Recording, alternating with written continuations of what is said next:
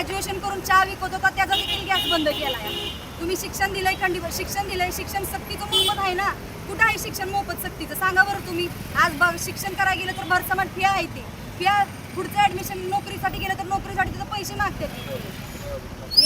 एका सरकारी नोकरीसाठी आपण जर सर्वे केला तर किमान 1000 नोकऱ्या जर सरकारी असतील तर त्याला 27 आणि 28 30 हजार अर्ज असतात. यातनं रिक्रुटमेंट कुठं आहे? यातनं बेरोजगारीचं प्रमाण का वाढतंय? आता देशामध्ये गांजा, चरस, ज्या काही नशेचे पदार्थ येतात, आजकालची तरुण पिढी CGI सूर्यकांत साहेब काय म्हणले की आम्ही पॅरासाईट आहे, काय आम्ही परजीवी आहे. हो हाय, आम्ही परजीवी. कुणी बनवलं आम्हाला परजीवी? या प्रशासनानंच बनवलं ना. लोन घ्यायला गेलं तर काय म्हणतात, तुमचं सिबिल खराब आहे, आम्ही देऊ शकत नाही, कोटा पूर्ण आहे. 100 वेळा त्या बँकेच्या चक्रा मारायला लागते. ते काय करणार आम्ही? शेवटी जुरळच व्हायला लागलं ना. आम्हाला वाळवी नाही बनायचं, आम्ही किमान जुरळ तरी आम्हाला संबोधलं त्यांनी. जुरळाचं काम काय असतं? खरकट साफ करणं. मग आम्ही ते तरी करतो ना. तुम्ही आमच्या वाटेला काय ठेवलंय? खरकटच ठेवलंय, तेवढंच साफ करतो. मग देशाची जनता ही शांत बसणार नाही. या देशातला युवा वर्ग हा सुशिक्षित आहे.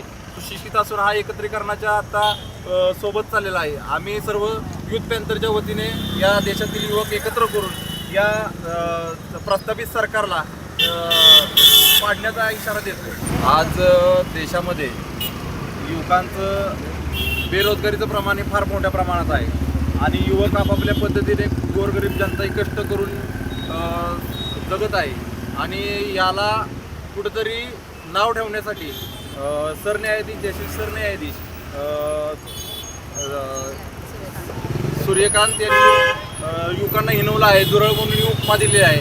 तर त्याचा आम्ही जाहीरपणे धिक्कार आणि निषेध करत आहोत. अभिजित दिपके या युवकाने एक नवीन प्रकारे युवकांना एकत्र आणण्यासाठी कॉक्रोच जनता पार्टीची स्थापना केली आहे. कॉक्रोच जनता पार्टी ही सर्वसामान्य युवकांची असून यामध्ये हिणवण्याचं काम हे सरन्यायाधीशांनी केलेलं आहे.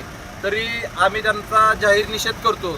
सरन्यायाधीशांना एकच सांगणं आहे की देशाची जनता ही गप्प बसल्याशिवाय राहणार. नवनवीन घडामोडी पाहण्यासाठी स्टार महाराष्ट्र न्यूजला सबस्क्राईब करा आणि ताज्या बातम्यांचे अपडेट मिळवण्यासाठी बेल आयकॉनला प्रेस करा आणि परिपूर्ण बातमी बरोबर रहा, इतरांपेक्षा एक पाऊल पुढे.